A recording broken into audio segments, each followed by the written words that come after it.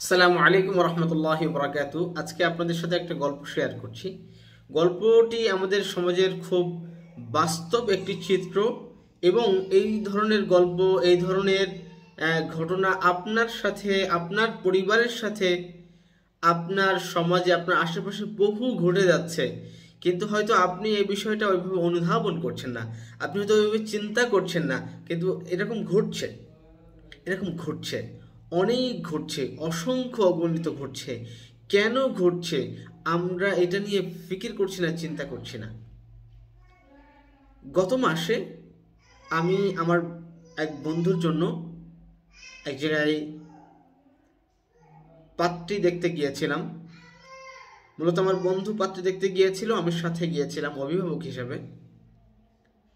তো পাত্রী যে তার এসএসসি এইচএসসি দুইটাই বিজ্ঞান বিভাগ থেকে, ভালো রেজাল্ট, ফ্যামিলিও ভালো, বাবা মা দুজনেই দিনদার। বাবা মা চাচ্ছেন মেয়েকে বিবাহ দেওয়ার জন্য, এবং বিবাহের পরে মেয়ে লেখাপড়া করতে চাইলে জামাই যদি লেখাপড়া করায় সেক্ষেত্রে তারা সেভাবে করবে, অসুবিধা হবে না। অর্থাৎ মেয়ে যেহেতু বড় হয়েছে, সে বিবাহ হয়ে গেলে সে নিরাপদ থাকবে, ভালো থাকবে, এবং সেভাবে সে তার পড়ালেখাগুলি এগিয়ে নিতে পারে, সেক্ষেত্রে তাদের কোনো বাধা নেই।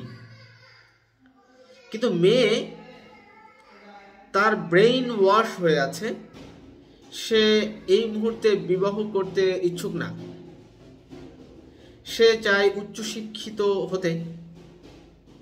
তো উচ্চশিক্ষা অর্জন করতে তো আসলে কোনো অসুবিধা নেই, বিবাহটা উচ্চশিক্ষার জন্য বাধাও না, কিন্তু সে এটাকে বাধা মনে করছে। এই যে যে পরিস্থিতিটা, আমি আবার আরেকটা দিকে খেয়াল করছি। আমার পরিচিত বা আমার মহল্লায় বেশ কিছু আমার বোন আছেন, সিনিয়র বোন, যারা বেশ 35-36 বছর বয়স হয়ে গেছে, 40 কারোর বয়স হয়ে গেছে, বিবাহ হচ্ছে না। তারা আবার খুব স্টাবলিশড, খুব এডুকেটেড, তারা সরকারি চাকরিজীবী, সব কিছু আছে, কিন্তু বিবাহ হচ্ছে না। এই দুইটা ঘটনার সমীকরণ আমি মেলানোর চেষ্টা করলাম। আসলে কি ঘটছে আমাদের সমাজে? আমাদের সমাজে আসলে যেটা ঘটছে, এনজিও, বিদেশি প্রোপাগান্ডা, নানানভাবে আমাদেরকে শেখানো হচ্ছে যে 18 বছর বয়সের আগে বিবাহ না। আমি মেনে নিলাম 18 বছর বয়সের আগে বিবাহ না, কিন্তু 18 বছর বয়সে ছেলেমেয়েরা যে পাপাচারে লিপ্ত হচ্ছে, অবৈধ যৌনাচারে লিপ্ত হচ্ছে, প্রেম ভালোবাসায় লিপ্ত হচ্ছে, এটা কি জায়েজ আছে? এই ব্যাপারে আপনাদের পদক্ষেপটা কি? এটা একটা প্রশ্ন রেখে দিলাম আপনাদের কাছে। দ্বিতীয়ত, যখন একটা ছেলে বা মেয়ের বয়স 18 হচ্ছে, সে বিবাহ করতে গেলে তাকে বিবাহ করতে দেওয়া হচ্ছে না।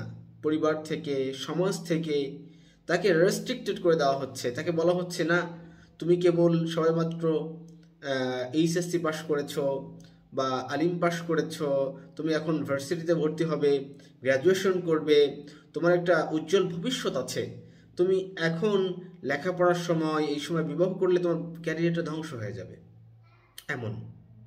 তো এই সময়টাতে বাচ্চারা মেডিকেলের চান্সের জন্য তারা প্রিপারেশন নিতে থাকে, কেউ ভার্সিটিতে, কেউ ইঞ্জিনিয়ারিং কলেজে, নানানভাবে প্রিপারেশন নিতে থাকে। অনেকের চাকরি, অনেকের ভালো ভালো ইউনিভার্সিটিগুলোতে ভালো জায়গায় চান্স হয়ে যায়, তারা লেখাপড়া শুরু করে। অনেকের নর্মাল কলেজগুলো লেখাতে হয়, সেখানে লেখাপড়া শুরু করে। তো সব মিলিয়ে কি হয়, তারা মাস্টার্স বা এই যে গ্র্যাজুয়েশন করার এই যে একটা লম্বা জার্নি, 5-6 বছর একটা লম্বা সময় চলে যায়, এবং এই সময়টা সে আর বিবাহ করে না। তো যখন দেখা যাচ্ছে যে ফার্স্ট ইয়ার, সেকেন্ড ইয়ারে তাদের চিন্তা থাকে যে না, আরেকটু ভালো করে লেখাপড়া করি। থার্ড ইয়ার, ফোর্থ ইয়ারে যখন চলে যায়, তখন চিন্তা থাকে না, গ্র্যাজুয়েশনটা শেষ হোক। গ্র্যাজুয়েশন যখন শেষ হয়, তখন কি বিয়ে করতে পারে একটা ছেলে বা একটা মেয়ে? করতে পারে না। তখন চিন্তা করে, এত কষ্ট করে লেখাপড়া করলাম, তাকে এটাই বোঝানো হয় যে এত কষ্ট করে লেখাপড়া করলাম, এখন আমি বিবাহ করে নিব, তাহলে আমার চাকরি, আমার ক্যারিয়ার, এত লেখাপড়া করার মানে হলো কি, অর্থ হলো কি? তাকে কীভাবে সেট আপ দেওয়া হচ্ছে, মাইন্ডটাকে কীভাবে ধ্বংস করা হচ্ছে, চেতনটাকে কীভাবে ধ্বংস করা হচ্ছে। তখন সে চিন্তা করে একটা চাকরির জন্য আমাকে চেষ্টা করতে হবে। সে চাকরির জন্য চেষ্টা করে, সে পরিশ্রম করতে থাকে, চাকরির জন্য লেখাপড়া করতে থাকে, 2-3 বছর এভাবে চলে যায়। তারপর একটা চাকরি হয়, চাকরি হওয়ার পরে কি সে বিবাহ করতে পারে? না। তখন চিন্তা করে কেবল সবেমাত্র স্যালারি কম, আর একটু প্রমোশন হোক, একটু এস্টাবলিশড হই, তারপরে বিবাহ করব।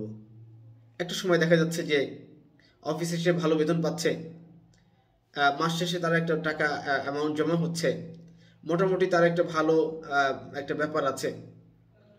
ছেলে মেয়ে উভয়ের ক্ষেত্রে এমনটাই ঘটে।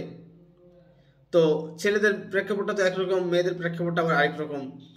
তো মেয়েদের ক্ষেত্রে যেটা ঘটে সেটা চিন্তা করে, যখন তার মোটামুটি স্যালারি ভালো, একটা ভালো এস্টাবলিশড অবস্থায় আসছে, সে চিন্তা করে হ্যাঁ ঠিক আছে, এখন পাত্র খোঁজা যায়, এখন এই মেয়ের জন্য পাত্র খোঁজা যায়। তো পাত্র খুঁজতে শুরু করে গার্ডিয়ান, অভিভাবকরা। তো দেখা যায় যে তখন পাত্র খুঁজতে থাকে, কিন্তু পাত্র আর পায় না। কেন? কারণ হচ্ছে মেয়ে তো হাই রেঞ্জের স্যালারি পায়, বেতন পায়, তার ভালো অবস্থান আছে, ভালো চাকরি আছে। তখন সে ছেলে খুঁজে, সে হাই রেঞ্জের স্যালারিওয়ালা ছেলে খুঁজে। ছেলের মোটামুটি একটা ভালো বেতন থাকতে হবে, এস্টাবলিশড হতে হবে, ভালো রেঞ্জের একটা গাড়ি থাকতে হবে, একটা ভালো একটা অবস্থা থাকতে হবে। তখন দেখা যাচ্ছে যে ছেলে আর মেলাতে পারে না, কারণ যে সমস্ত পুরুষ বা যে সমস্ত ছেলে পাত্র তারা পাচ্ছে, তাদের বয়স বেশি হয়ে যাচ্ছে, অথবা তারা অন্য জায়গায় ডিভোর্সি, অথবা একটা বাচ্চা আছে, অথবা অন্য জায়গায় বিয়ে হয়েছিল সেখানে ছাড়াছাড়ি হয়ে গেছে, বা ইত্যাদি ইত্যাদি বিষয়, অথবা টাক পড়ে গেছে, নানান ব্যাপার স্যাপার থাকে। আবার যাদের বয়স কম, যে সমস্ত ছেলেদের, তাদের কি হয়, তারা তো যে পাত্রী তার চেয়ে সে বেতন কম পায়, তার অবস্থানটা তার থেকে দুর্বল। তো এখানে তো মানিজ্যতার একটা ব্যাপার, সেজন্য এখানে বিয়ে হয় না। এই করতে করতে আসলে যৌবনটা পার করে ফেলে। যখন দেখে যে আসলে কোনো কুলক্রিয়া নেই, তখন দেখা যাচ্ছে যে বিয়ে করে। সে করতে করতে সেটা দেখা যাচ্ছে 40 হয়ে যায় বয়স। তো একটা মেয়ের যখন বয়স 40 ওভার হয়ে গেল বা 40 হয়ে গেল, তখন এই মেয়েটার জীবনটাই তো আসলে শেষ হয়ে গেল। এই যে বাবা, এই যে মা, তারা এই যে এই মেয়েটার জীবন শেষ করে দিলেন, এটার জবাবদিহিতা কি দিবেন? কোনো জবাব আছে আপনার কাছে? একটা ছেলের ক্ষেত্রেও এমন হচ্ছে, ছেলেদের ক্ষেত্রে অনেক সময় হয় এমন যে ছেলেদের ক্ষেত্রে দেখা যাচ্ছে যে তারা বাধ্য হয়, পরিবারের দায়িত্ব থাকে তাদের উপরে, সেক্ষেত্রে তারা অনেক সময় অল্প সময় বিয়ে করে না, বা একটু লেট করে বিয়ে করে। কিন্তু এক্ষেত্রে আমাদের আসলে গার্ডিয়ানদেরকে খুব সচেতন হওয়া দরকার। সাথে সাথে আমাদের যারা যুবক যুবতী ভাই বোনেরা আছেন, আপনাদের খুবই সচেতন হওয়া দরকার, চৌকন্না হওয়া দরকার, যে আসলে বিবাহটা কোন বয়সে করা উচিত। সময়ের কাজ সময়ে করতে হয়, অসময়ে গিয়ে করলে অনেক অসুবিধার সৃষ্টি হয়। যখন আপনি একজন বোন, আপনার বিবাহ হচ্ছে 40 বছর বয়সে বা 35 বছর বয়সে, তখন আপনি ডাক্তারদের সাথে একটা পরামর্শ করে দেখেন এই বয়সে আপনার সন্তানাদি গ্রহণ করতে, ধারণ করতে কি অসুবিধার সৃষ্টি হবে। শারীরিকভাবে আপনার কত প্রতিবন্ধকতা তৈরি হয়ে যাবে। আপনি একজন ভাই, একজন পুরুষ, আপনি যখন 35 বছরের বয়সে বিয়ে করছেন, আপনার একটা সন্তান হতে হতে 37-38 বছর হয়ে যাচ্ছে। আপনার সন্তানটাকে যখন আপনি একটু সময় দেওয়া দরকার, তখন আপনি সময় দিতে পারছেন না। আপনার সন্তান যখন ক্লাস 5-এ পড়ছে, তখন আপনার চুল দাড়ি পাকা শুরু হয়ে গেছে, তখন তো আপনি দাদা হয়ে গেছেন। নানান অসঙ্গতি, নানান অসুবিধা সৃষ্টি হতে থাকে। তো এই জন্য ভাইয়েরা, আমার যারা বোনেরা আছেন, যারা সঠিক সময় বিবাহ করতে হবে। গার্ডিয়ান যারা আছেন, তারা আপনাদের সন্তানদের ক্ষেত্রে, ছেলে মেয়ের ক্ষেত্রে সচেতন হতে হবে, সঠিক সময়ে বিবাহ দিতে হবে। যদি সঠিক সময় বিবাহ না দেন, এমন এমন জটিল পরিস্থিতি তৈরি হবে যেটাকে আপনি মোকাবেলা করতে পারবেন না। আপনি এখন ভাবছেন যে সব কিছু আমি হ্যান্ডেল করে নিব, সব কিছু এবং সুন্দরভাবে আমি করব, কিন্তু পারবেন না। বরং আপনি যদি আল্লাহর উপর ভরসা করেন, আপনি যদি আল্লাহর উপর আস্থা ও বিশ্বাস রেখে সঠিক সময় আপনার সন্তানকে বিবাহ দেন, আপনি যুবক, আপনি যদি সঠিক সময় বিবাহ করেন, আপনি একজন যুবতী সঠিক সময় বিবাহ করেন, এবং আপনার ক্যারিয়ারকে এগিয়ে নেওয়ার জন্য আপনি যদি চেষ্টা করেন, আপনার যদি আপ্রাণ চেষ্টা থাকে, আপনি অবশ্যই সফল হবেন। অসংখ্য অগণিত উদাহরণ আমি দিতে পারবো। কয়েকদিন আগে সৌদি আরবের একজন নারী, সে ইন্টারভিউ দিয়েছে। তার বয়স 43 বছর, তিনি 19 সন্তানের জননী, 19 সন্তানের জননী মা, বয়স 43 বছর, তিনি পিএইচডি করেছেন, এই সন্তানাদি মানুষ করেছেন, সন্তান ধারণ করেছেন, তিনি তার লেখাপড়া চালিয়ে গেছেন, তিনি একজন আবার উদ্যোক্তা।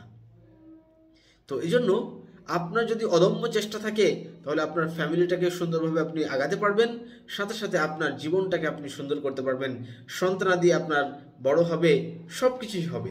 কিন্তু আপনার ইচ্ছা থাকতে হবে, আপনার উপর আল্লাহর উপর ভরসা রাখতে হবে। আল্লাহ বলছেন ইয়াকুনু ফুকারা ইউগনিহিমুল্লাহু মিন ফাদলি, যদি কোনো যুবক সে বিবাহ করে আর সে যদি দরিদ্র হয় তাহলে আল্লাহ তার নিজ অনুগ্রহে তাকে ধনী করে দিবেন। কিভাবে? আপনি চেষ্টা করেন, রিজিকের জন্য আপনি চেষ্টা করেন, রিজিক তালাশের জন্য আপনি চেষ্টা করেন, আল্লাহ অবশ্যই আপনাকে উত্তম রিজিক দিবেন। কোন স্থানে রিজিক, কোনভাবে রিজিক দিবেন আপনি টেরও পাবেন না, চিন্তাও করতে পারবেন না।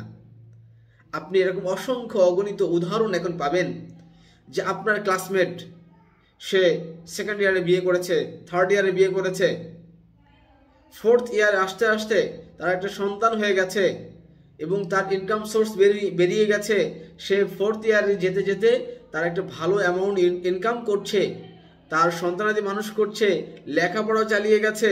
অন্যদিকে আপনি অথবা আপনার অন্য বন্ধু যে চিন্তা করেছেন গ্রাজুয়েশন শেষ করব, তারপরে ইত্যাদি ইত্যাদি করব, গ্রাজুয়েশন শেষ হয়েছে, চাকরি পেতে পেতে আরও সময় লেগে গেছে, চাকরি পেয়েছেন, বিবাহ করতে করতে আপনার বয়স 32-33 হয়ে গেছে। এদিকে আপনার আরেক বন্ধু 32-33 বছর বয়স, সে তার সন্তান ক্লাস 2-3-তে ভর্তি করার উপযোগী হয়ে গেছে, এদিকে তার রিজিকেও আল্লাহ বরকত দিয়েছেন। এরকম অসংখ্য অগণিত উদাহরণ আপনারা পাবেন, অসংখ্য আছে। কারণ যখন কোনো ছেলে বা কোনো মেয়ে তার বিবাহ হয়, সে গুনাহ থেকে বাঁচা তার জন্য সহজ হয়ে যায়। সে যখন আল্লাহর কাছে দোয়া করে, আল্লাহ তাকে সহযোগিতা করে। সে যখন আল্লাহর কাছে কায়না বাক্যে ডাকে, তখন আল্লাহ তাকে সাহায্য করেন। তিন শ্রেণীর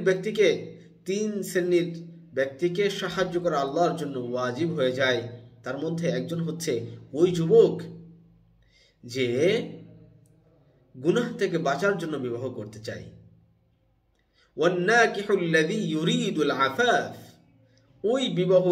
ওই বিবাহ করতে ইচ্ছুক যুবক যে গুনাহ থেকে বাঁচতে চায়, তাকে আল্লাহর সাহায্য করা তার জন্য ওয়াজিব হয়ে যায়। তো এই জন্য আমার প্রিয় ভাইরা, যারা যুবক যুবতী আছেন, সঠিক সময় বিবাহ করতে হবে।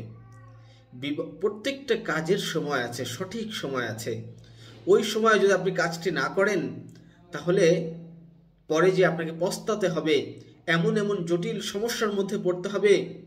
আমি আমার অনেক কলিগদের মাঝে এমন দেখেছি, হাজব্যান্ড ওয়াইফ দুইজনই খুব শিক্ষিত মানুষ, অনেক এডুকেটেড, অনেক টাকা ইনকাম করেন, অনেক ভালো সোসাইটির ফ্যামিলির ভালো অবস্থানে আছেন, কিন্তু বিবাহ করেছেন দেরিতে, সন্তানাদি হচ্ছে না।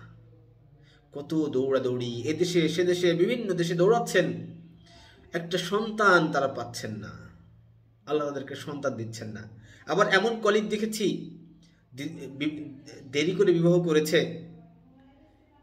তাদের সন্তানাদি হয়েছে, সন্তানাদি কথা শুনে না, সন্তানকে লালন পালন করতে পারে না, বলে যে বাচ্চাটা যখন আমার সাথে খেলা করে, বাচ্চার সাথে আমি খেলা করতে যে হাঁপিয়ে উঠি। অনেক কলিগ এমন দেখেছি যারা একটা বাচ্চা হয়েছে, বাচ্চার বয়স 7-8 বছর, সবেমাত্র ক্লাস 1-2-তে পড়ছে, বাচ্চা বলেছে, বাবা তুমি স্কুলে আমাকে দিতে আসবে না, নিতে আসবে না। কেন? কারণ আমার স্কুলের আমার ফ্রেন্ডসরা দেখলে আমার বাবাকে বলে, এটা কি তোমার দাদা, এরকম বলে। তো এই জন্য সঠিক সময় বিবাহ করা। আল্লাহ আমাদেরকে তৌফিক দেন। যে কথাগুলি হলো আমাকে এবং আমাদের সকলকে আমল করার তৌফিক দেন।